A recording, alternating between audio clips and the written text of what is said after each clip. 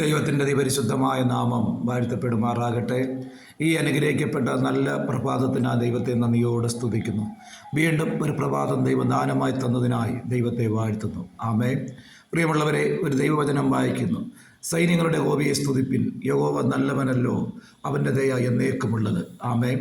ഈ തിരുവചനത്താൽ ഒരു നിമിഷം പ്രാർത്ഥിക്കാം. പരിശുദ്ധനായ ദൈവമേ, സ്വർഗീയ പിതാവേ, അവിടുത്തെ പുത്രനായ യേശുവിൻ്റെ നാമത്തിൽ പ്രാർത്ഥിക്കുന്നു. ഈ തിരുവചനം വായിച്ച് കേട്ടതുപോലെ കർത്താവായ യേശുവിൻ്റെ നാമത്തിൽ യഹോവ നല്ലവനല്ലോ, എൻ്റെ ദൈവം വലിയവനും അത്യുന്നതനും സർവശക്തനും സർവജ്ഞാനിയും സർവവ്യാപിയും സർവ അധികാരവും ബലവാനുമാകുന്ന ദൈവമാകുന്നു. അവിടുത്തെ കരങ്ങളിൽ കർത്താവെ പൂർണ്ണമായി താഴ്ത്തി ഏൽപ്പിച്ചുകൊണ്ട് ഈ തിരുവചനം വായിക്കുകയും കാണുകയും കേൾക്കുകയും ചെയ്യുന്ന എല്ലാ പ്രിയപ്പെട്ടവരെ കർത്താവിൻ്റെ കരങ്ങളിൽ ഏൽപ്പിക്കുന്നു.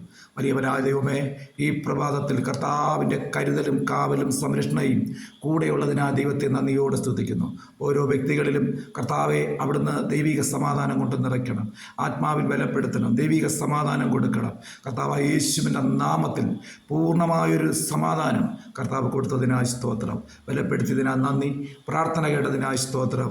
യേശുവിൻ്റെ ധന്യമുള്ള നാമത്തിൽ പിതാവേ, ആമേൻ.